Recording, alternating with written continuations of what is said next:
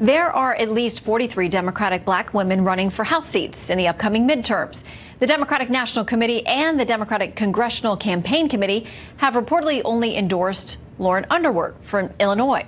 And that's leading to concerns on the left that despite the Democrats' persistent focus on race, they aren't serious about backing women of color who want to get elected. This take from Axios for their headline example, Black women candidates feel slighted by Democrats. Let's see what our panel thinks. Syndicated radio talk show host, Fox News contributor Leslie Marshall, and radio host of WMAL in Washington, associate opinion editor at the Washington Times, Larry O'Connor. Great to have you both with us. Hey, Shannon.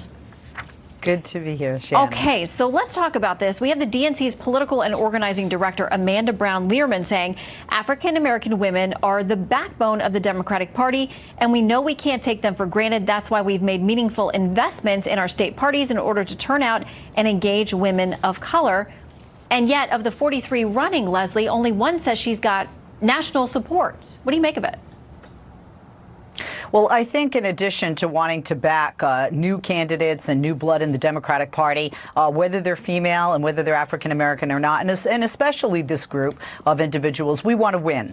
If you look in Massachusetts, for example, even the Congressional Black Caucus has backed not the African-American woman who is running, but the incumbent who is a white man, Michael Capuano. And the reason for that is when you look at the numbers. And he just is slated to win his bid for re-election. And you've got to go with that because we certainly want to not only keep what we have in the House and the Senate, but we want to flip it. Having said that, Shannon, if you look at the polls, 92% of African Americans don't like the president. 59% call themselves Democrats, and many of them that call themselves independents end up voting with Democrats. So I don't think Democrats are very worried at the end of the day when you look at the numbers. And Larry, does that get to the point? Because I think it was DNC Chair Tom Perez who said we cannot take African Americans and African American women for granted. But with those numbers, does it suggest to you that maybe they are taking them for granted? Yeah, exactly. I think Leslie just confirmed that sort of attitude. I don't think she means it in a mean-spirited way. I mean, it is politics, and you go with the winner.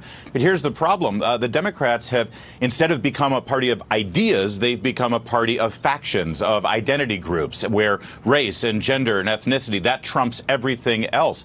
So in our country, we're a meritocracy. We like to reward people based on their achievements, based on their ability to win.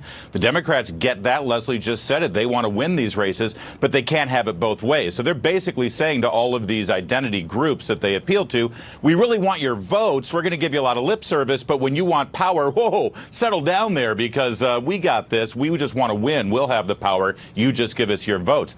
Frankly, as a Republican, I'm sitting back, I'm popping the popcorn. I want to see how this turns out. Okay. Well, as this plays out, one of the things we know is that for a first-time candidate, it is always exceptionally difficult to raise money, especially against an incumbent, and even more so for African-American candidates. I mean, the numbers are there. But Leslie, without the support of a national group, it seems like it's a really tough thing for them to make up. I mean, it costs a lot of money to run for Congress.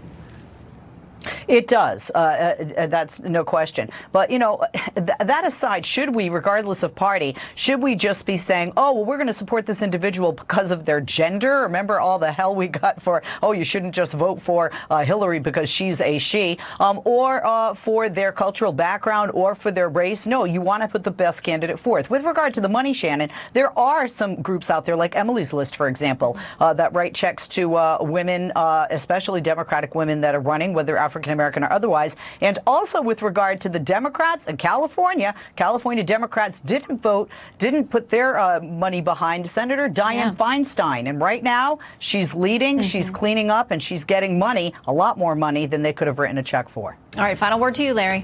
Well, listen, I agree with Leslie that I think the best candidate should win. The problem is the reason that people caught hell over saying, gosh, if you're a woman, you should vote for Hillary Clinton is because that's exactly what you guys did. I mean, by any objective measure, Bernie Sanders was actually the stronger candidate, but you ended up with Madeleine Albright saying you're betraying your gender if you don't vote for her. That's very dangerous rhetoric, and I think you need to do something to correct that. Well, we'll see if you can. I think that there was a line along the lines of something like a special place in hell for women who Those were the words. Vote for women. Okay, now that we're done with our identity politics debate, Leslie and Larry, great to see you both. See you again soon. Thanks, Jen, and congratulations.